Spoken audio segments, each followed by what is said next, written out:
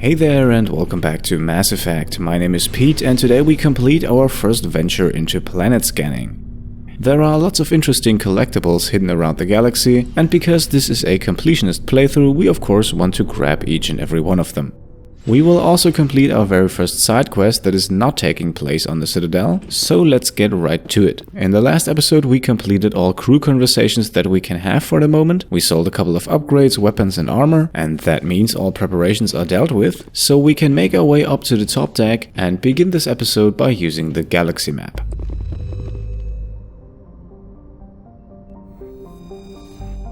We have finished our business on Therum and we can safely leave this place now, but that doesn't mean that we can completely leave the system just yet. There are a few other planets of interest here, for example this one. Here we can click on Survey and then see we found a gas deposit. And this is now what we're going to do for the remainder of the planets in the system. I will spare you the ones that we cannot survey and instead only focus on those that are of use for us. And there are actually a few asteroids hidden here as well. Those can be pretty hard to find and I admit I didn't know they existed for a very long time. So just as a general rule, moving the cursor alongside the asteroid belts can be worth it.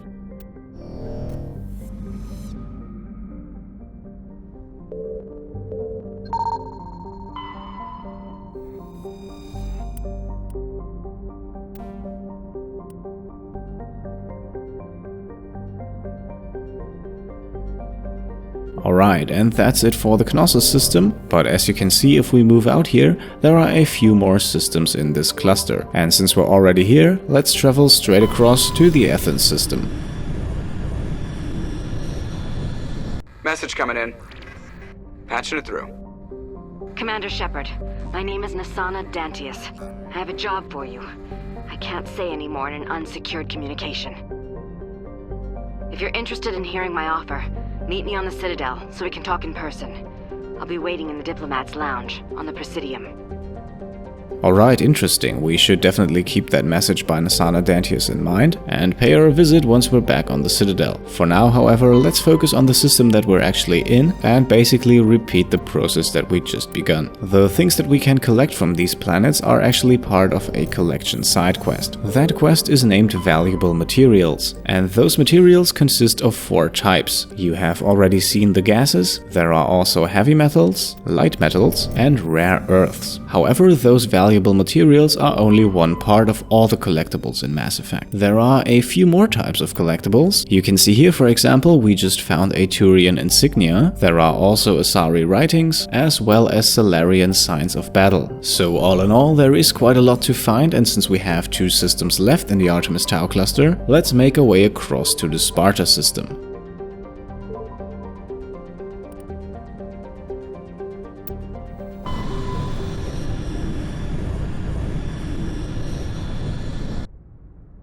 Okay, we have made it to the Sparta system, and once again there are a few planets to survey. We want to keep this particular planet, Edolus, in mind however, because this is a planet where we can complete our first side quest. Maybe you remember Admiral Kahoku from the Citadel. We approached him after meeting with the Council, and he told us that a few of his marines have gone missing, and Edolus is the planet where we can investigate further.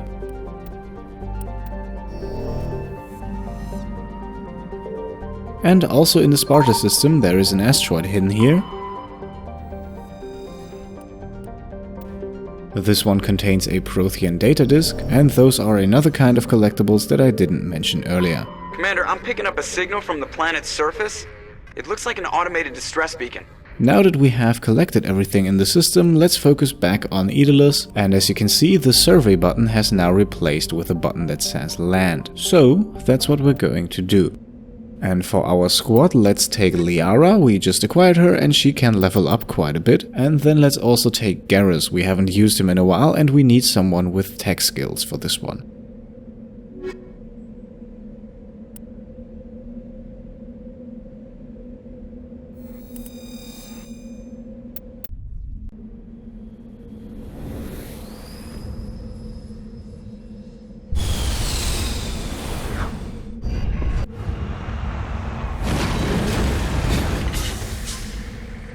Alright, we have landed on Edolus, and first things first, before we get started, let's level up. Liara is up first and we have 32 points to spend. And to get started, let's use some of those to max out Throw. We want to build Liara to become a biotic powerhouse, and in order to do so, we want to max out her offensive biotic abilities.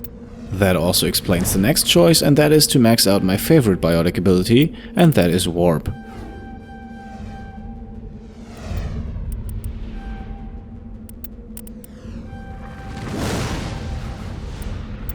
Alright, now that we have both Warp and Throw maxed out, we can put 6 points in Asari Scientist, grab a nice reduction in recharge time for our biotic abilities, as well as a boost to First Aid. Then we have 3 points left, which fits quite well, so let's grab Lift, Singularity and Barrier. Then we can move over to Garrus and we have 18 points with him. To get started, we want to grab Master Overload and Master Sabotage in the Electronics and Decryption skill, so now Garrus can use both Electronics and Decryption on hard objects, and that might just come in handy. Then we have 7 points left, and that's actually perfect, because those are exactly the 7 points we need to spend in Tactical Armor to unlock Medium Armor for Garrus.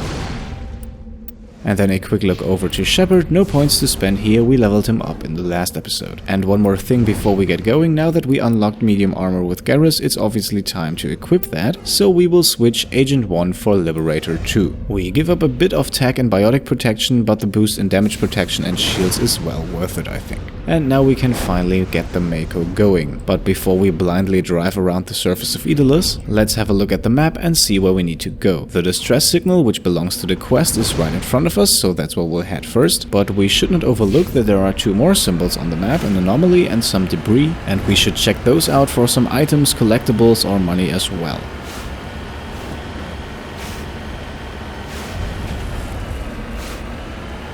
Off in the distance we can already see the remains of a vehicle, so it looks like we're on the right track.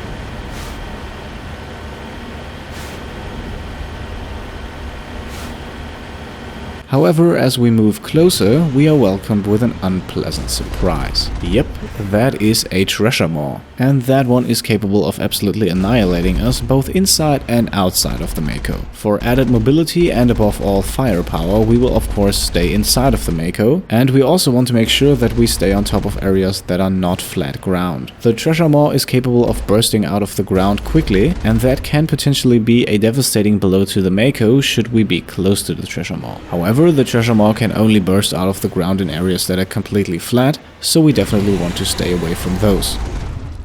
The Thresher Maw also has an acid spit attack, and this one is particularly nasty because it bypasses all of the Mako's shields. Luckily for us, however, it is a very slow projectile attack, so by rocking the Mako back and forth we can stay relatively safe. You might remember that tactic from fighting the Geth on Theron.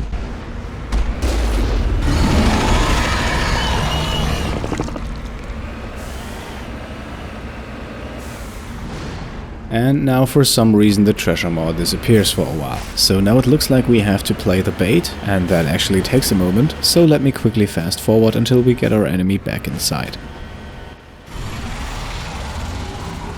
Alright, there you are. Now we can continue to fire away, but we're in a bit of a bad spot here. The ground is relatively flat and the hills that we want to get to are on the other side, so we have to cross a bit of ground where we could potentially get attacked from below. And of course that happens. Okay, as you can see, already half of the Mako is pretty badly damaged, and that is the real danger when fighting Thresher Maws.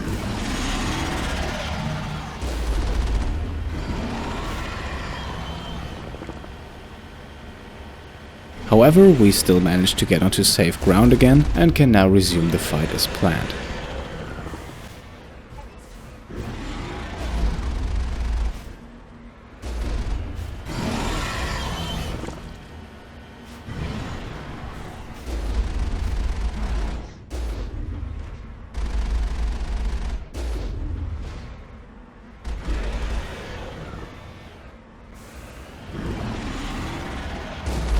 And because the Mako effectively reduces the amount of XP we get for the kill to about 1/3, we want to deal the killing blow on foot.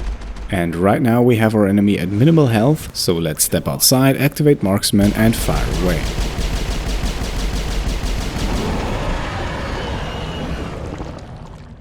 Alright, lovely, that's a ton of XP and we also leveled up, so let's get to it. For Shepard, both points go into assault rifles, making us stronger there, but also unlocking sniper rifles. Liara gets 2 points in Barrier to give her a defensive power. And for Garrus, I was tempted to put 2 points in Turian Agent, but then I quickly realized that the accuracy increase that we get from Turian Agent is about 4% for all weapons, while if we put the points in assault rifles, it's 10% specifically for those. Since Garrus will mainly be using assault rifles and snipers, I decided that the points would be better spent there. Okay, now with the Thresher Maw defeated, let's investigate the wreckage in front of us. I'm on my way. These are Alliance soldiers.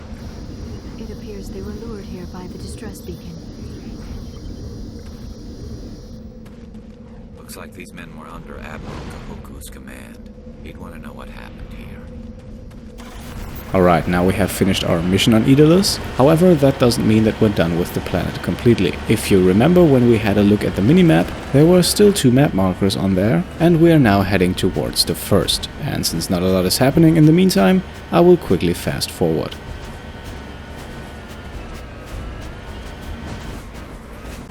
Okay, welcome back. We have reached a mummified Salarian.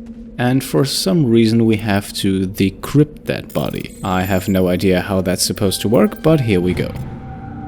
Alright, we recovered a collectible, one of the Salarian ID tags, and we can now go back inside of the Mako and proceed onwards to map marker number 2.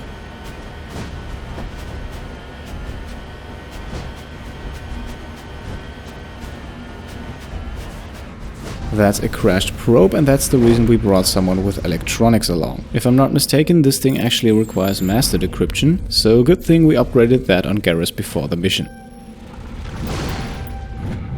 Inside upgrades, one of each for weapon, armor and ammo. We won't equip anything just yet, and instead once again get back inside of the Mako. If up until now you thought the search for collectibles was actually kind of okay in Mass Effect, here is where it gets nasty. When we started the mission we had 3 map markers, but there should actually be 6. The problem with the missing 3 is they only appear once you're close enough, and that results in the necessity to blindly drive around with the Mako across the planet's surface, unless of course you know exactly where to look. And even while I roughly know where the last 3 markers are, if you pay close attention you will see that I'm not exactly taking the ideal pathways every time.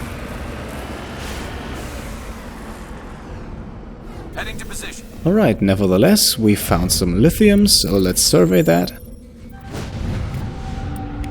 Great, and back inside of the Mako we go. We still have 2 missing markers left.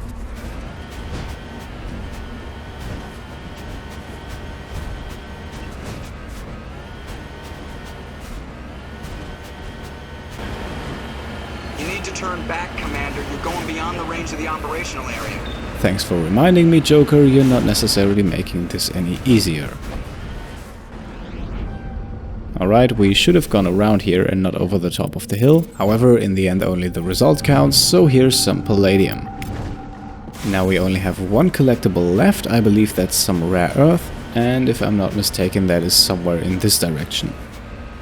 Yep, there it is on the map. Only question now is how do we get there?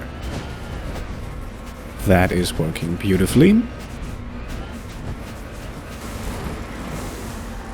And seems like we share something with the Thresher Maw. We can't exit here because the ground isn't flat enough. Okay, now that's better. Let's survey some polonium, shall we? Alright, finally, now we have Edolus completed. That's everything we can do on the planet's surface, so it's now time to return to the Normandy.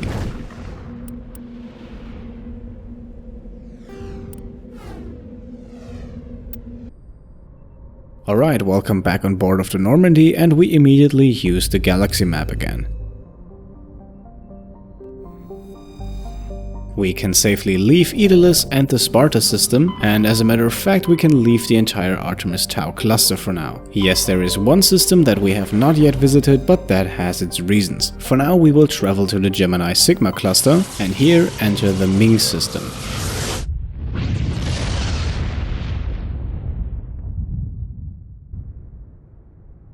Inside we only find a handful of planets, and let's go through this quickly. We can find some titanium on Parak or Parak, I don't know. A League of One medallion on Altanorch. I'm really not good with these names. And then we can shift our attention to the Worthington. This is the place of interest for the Lost Freighter side quest, which we received back on the Citadel. And I would say let's board the ship and take with us Rex and Garrus.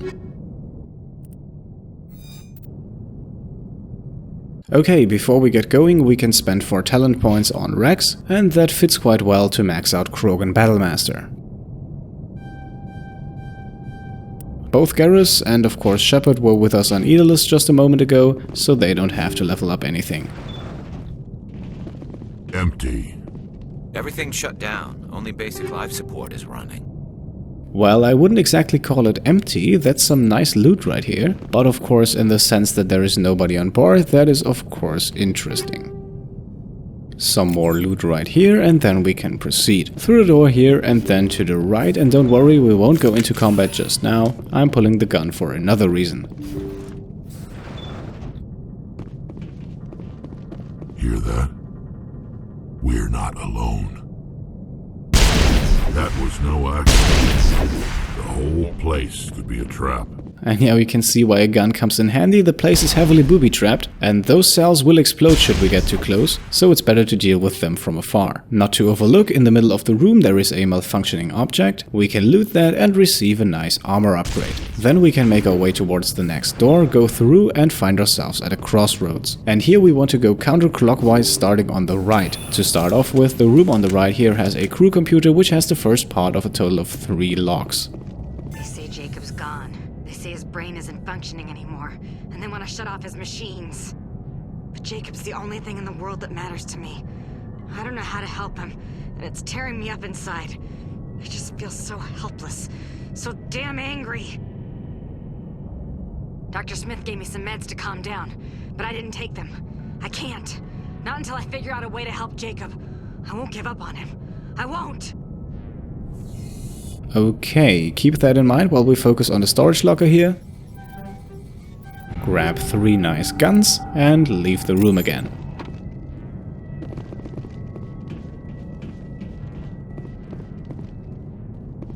Up next is the cockpit, which has no locker but a second part of the log entries. Jacob is showing no signs of brain activity. There's nothing more we can do for him. He wouldn't want to be kept alive by machines, so we're going to disconnect the life support. Dr. Smith is worried about Julia's reaction, though. She can't seem to let Jacob go. The stress is making her implants flare up, causing intense migraines. It'll probably be easier for everyone if we don't tell her until after we shut the life support down. Give her a chance to... Julia, what are you doing here? Why are you... This is getting more and more interesting. You can already place your bets what we're going to find in the third room. You guessed it right, another locker. In all seriousness though, make sure to bring someone with at least average decryption, otherwise this locker will stay closed.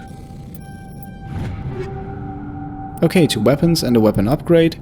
And now we can turn around and see who's here. It's Jacob. That machine's keeping him alive. No brain activity. He's dead. His body is nothing but an empty shell. Yeah, looks like we can't do much for him anymore. Maybe we should shut the machine down. It's the merciful thing to do. Your call, Shepard. But maybe we should wait until we know more about what's going on before we do anything. Fair enough, and Garrus is of course referencing to the third log entry, which is on the medical computer here. His brain was deprived of oxygen for too long. There's nothing any of us can do for him now except let him die with dignity. Is what he would want. I'm more worried about Julia now. She's showing signs of severe depression. I gave her some meds that should help, but I better warn the captain. Okay, now that we have listened to all 3 log entries, we can decide what happens with Jacob, and I think the sensible thing to do here is to shut off the life support. It wasn't easy, but that was the right thing to do. Which immediately results in Julia, his psychotic but much more important biotic girlfriend, attacking us. She is pretty strong, but then again she's only 1 enemy, and she's definitely no Krogan, so the collective power of Throw, Overload, Warp and Marksman will take her down relatively quickly. And that is the Lost Freighter quest dealt with. Now we don't have anything left to do on this ship, so we can turn around, leave again and return to the Normandy.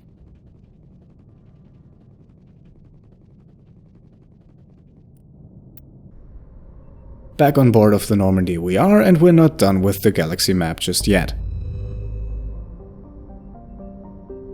We have finished our business on board of the Worthington and also in the Ming System, but there is another system in the Gemini Sigma cluster, which is the Han System, so let's travel there.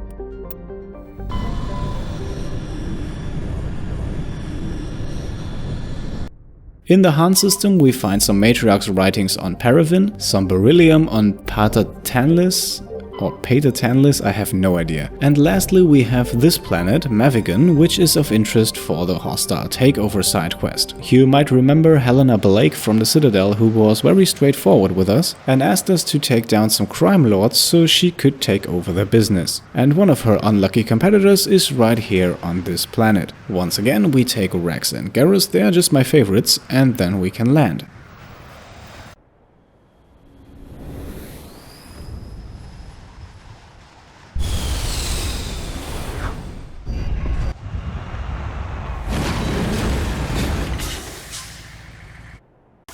Alright, and in the middle of a level 2 cold hazard, I think it's a good time to make a cut. We will deal with crime bosses next episode. Until then, thanks for watching, and I'll see you next time. Cheers.